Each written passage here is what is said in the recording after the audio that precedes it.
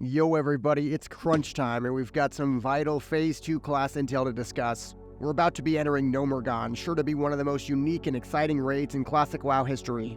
So if you're looking to secure your spot blasting evil mech bosses and you don't want to be relegated to the dreaded B team, keep listening. You might ask, why make a DPS tier list for Phase 2 before the phase actually comes out? Well, Phase 2 is where Season of Discovery really breaks open. It's the stage where many of you are already considering re-rolling for the battles to come. And since it takes a whole lot longer to get to level 40 than to level 25, you just can't afford to make a mistake. Pick the right class and you'll be a legend set up nicely for the rest of the phase.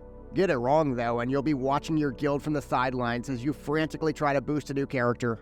So before we get into any sort of DPS tier list for Phase 2, we have to talk methodology. So the DPS tier list rankings were compiled by analyzing current logs and sims wherever available. Skill ranks for casters were also factored in, as I suspect getting a crucial new rank could be a difference between high and low DPS. Utility was of course also factored in, as raiding requires a variety of different buffs and abilities to maximize success. So sit back, grab a notepad, and let's get into the best DPS of Phase 2. Let's start with the B tier. Up first in the B tier is Priest. So talking single target, the main DPS in Phase 2 for Priest will be Shadow Priest. Shadow form will nicely buff up already strong spells like Void Plague and Shadow Word Death. Shadow Priests are the ultimate victim of spell ranks though, losing 144 DPS per Shadow Word Pain. Meanwhile for AoE, Mind Seers are main AoE, and that's a real problem. Mind Seer does get better with more targets, but most trash packs are 3 to 5 mobs at most. As for utility, Shadow Weaving is really excellent and it provides an actual buff to the raid for classes like Affliction Warlock. Then Homunculi will still be the #1 armor debuff in the game for single target boss fights. And you also have all the priest benefits like Fortitude for the raid and off heals if necessary. The verdict. Priest brings significantly more single target damage and utility to the raid than in Phase 1.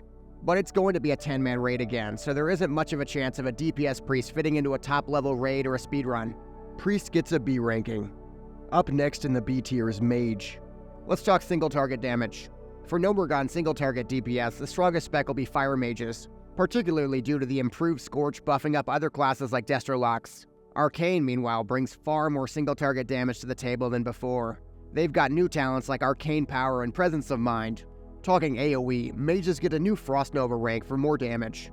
More importantly though, they get a new Flame Strike rank for the first time since level 32. That increases their Flame Strike damage by 41%.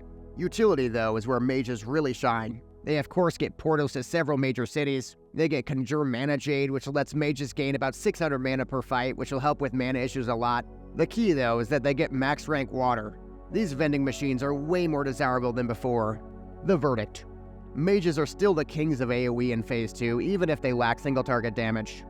Creative groups should be able to take advantage of their high AoE to clear large groups of Gnomeregan trash at the same time.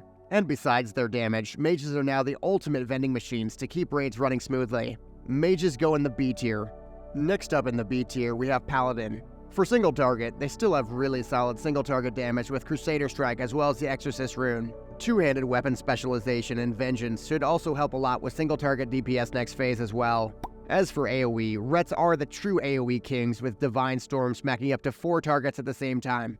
As for utility, Paladins get all the utility. If you go Ret spec, you have Repentance for a reliable 6-second CC on any humanoid. You have auras like Devo Aura, you get blessings like Blessing of Salvation to solve threat issues, and of course you also get Blessing of Kings and Blessing of Freedom and Blessing of Protection. And if your group is mana starved, you have Seal of Wisdom, which makes me kinda sad I rolled a Horde character. The verdict. Whether as pure DPS or as tanks, Paladins bring an absurd amount of utility to the raid. In both speedruns and pugs, Paladins will make raids smoother and more enjoyable for everybody. Paladins go in the B tier. Let's move into the A tier. So up first in the A tier we have Shaman. So as for single target, Ellies get their full toolkit with key talents like Lightning Mastery and Elemental Mastery. And with new max spell ranks for key spells like Flame Shock and Lightning Bolt, things are looking really solid. Enhance also comes online, being able to max out Flurry alongside talents like 5 out of 5 Weapon Mastery. As for AoE, you've still got your Molten Blast, your Magma Totem, your Fire Nova Totem. We also get an extremely high-hitting max-ranked Chain Lightning. That's sure to destroy trash packs and Battleground players alike. Talking utility is where Shamans are really gonna shine though. That's especially because of the Wind Fury Totem. Plus, Shamanistic Rage is still an awesome swap for raid mana. And totems like Strength of Earth and Mana Spring are always nice to have. The verdict. Wind Fury is a very welcome addition in a world stacked with feral druids, but that's not all. Shamans look to finally come online in Phase 2 as damage-dealing monsters in PvP and strong support DPS in PvE. Shamans go in the A tier. Up next in the A tier, we have Warlock. For single target, Destrolocks continue to be at the highest level of caster classes. Your 40 talents are excellent. Ruin gives you completely free critical strike bonus damage, while Emberstorm gives you a flat 10% damage increase to fire spells.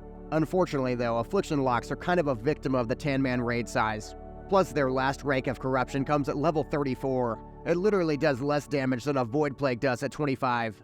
As for AoE, you've got Rain of Fire, and that of course pairs perfectly with Lake of Fire for AoE. But you've also got Hellfire, which does almost double that damage at the cost of your poor innocent priest healer sanity. As for utility, Hellstones, even if they're not spec'd into, will still give 500 health each.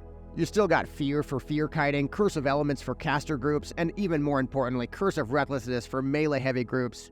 The verdict. Warlocks, particularly Destrolocks, only look to get stronger in the next phase. Warlocks go in the A tier. Up next in the A tier, we have Druid. Talking single target, Ferals were already must-have for raid damage with Wild Strikes. Now they get to go deep into the Feral tree to increase their own damage. Unfortunately, with the 40 cap, there will be a difficult choice between running Führer for extra energy or Leader of the Pack for crit for your melee stack. It's also worth noting you'll not be able to get Wolf's Head Helm at 40. While Ferals are looking good, I'm a little less impressed with Boomkins. They mainly get passive damage increases like Vengeance and Moon Fury to go with the new Wrath rank. As for AoE, Ferals still really aren't much for AoE. Boomkins, though, are really bringing it in Phase 2. Hurricane finally allows for top-tier AoE damage. As for utility, Druids have incredible utility. Their Battle Res gets a new rank at level 40, as does Mark of the Wild. And don't forget Fairy Fire to ramp up boss damage. Also, both Ferals and Boomkins can cast Tranquility to prevent a raid wipe at any time. And it's finally time for casters to beg for Innervate on CD. I know I will. The verdict. Druids were already the most desirable raiding class in Phase 1, and it really doesn't look to change much in Phase 2. Druids go in the A tier. Alright, so let's get into the S tier. First in the S tier is the Rogue. We don't know if they'll change the mechanical status of many of the mobs in Gnomeregan, but with that question left unanswered, both Assassination and Combat tentatively sim above 400 DPS. Assassination gets new talents like Cold Blood, Vile Poisons, and Seal Fate. Meanwhile, Combat gets to max out dual-wield specialization and get key talents like Blade Fury and Adrenaline Rush. As for AoE, it's always a sore spot for rogues, though maybe they'll get Fan of Knives in Phase 2, you just never know. As for utility, rogues don't have amazing utility compared to other classes. They do have Expose Armor and Sap though, and of course Kick for interrupting casts, though the rogue utility list skyrockets when you factor in PvP with abilities like Blind and Kidney Shot finally coming online. The verdict. Whether mechs bleed oil or not, rogues will clearly be one of the highest damage classes in Phase 2. Rogues may not bring the utility of a mage or even a paladin to the raid, but these are just level up raids. Damage will almost always beat out utility. Rogues go in the S tier. Up next in the S tier, we have Hunters. For single target, the new BM talents like Ferocity and Frenzy and Bestial Wrath serve to only amp up single target damage higher than ever before. But hold on for a second, because Marksmanship has talents like Ranged Weapon with a flat 5% damage increase. You also get Mortal Shots for a 30% ranged critical bonus. As for AoE, you still have all your current runes, and I won't forget to mention Carve as a potential melee cleave option as well. Volley also conveniently unlocks at 40, giving you 50 AoE DPS. For utility, you'll always be able to offer Heart of the Lion in case your group doesn't have a paladin. Then if you go MM, you get True Shot Aura, giving you 50 attack power each for your party members. Hunter will always be one of the best damage dealers in Phase 2, and with new buffs like True Shot Aura, there's no doubt Hunter has a safe spot in any serious raid. Hunter goes in the S tier. Moving into the final S tier class, we have Warrior. For single target, Arms gets so many strong talents like Impale, two-handed weapon specialization, and you could even pair axe specialization with a new epic axe if we got one in Gnomeregan. The main question is whether they'll keep the mechanical units in Gnomeregan being unable to bleed. A Fury spec may end up being way stronger with key talents like Death Wish finally coming online. As for AoE, whether you play Fury or Arms, Warriors will be the AoE gods.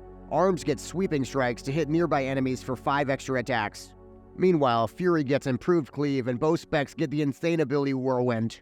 As for utility, Warriors don't bring the highest utility. They mainly bring Thunder Armor and Battle Shout, but in a melee cleave meta that's more than enough.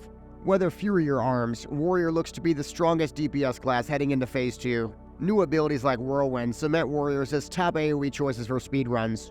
Then new talents like Mortal Strike or Death Wish for Fury Warriors ensure that single target damage will be higher than ever. Warriors get the ultimate rating, the S+. So now we've gotten through the tier list and crowned the weakest and strongest classes in Phase 2. In a previous video, I claimed that Hunters were the kings of Phase 1.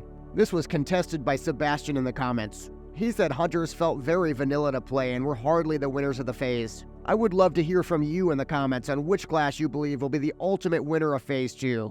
My pick is definitely Fury Warrior. I believe in them all the way in PvE and PvP. I also believe in you subscribing and liking the video because we just went on a great DPS journey together. And afterwards, take a look at my Gnomeregan Mysteries Exposed series to learn as much as possible about the new raid before it comes out.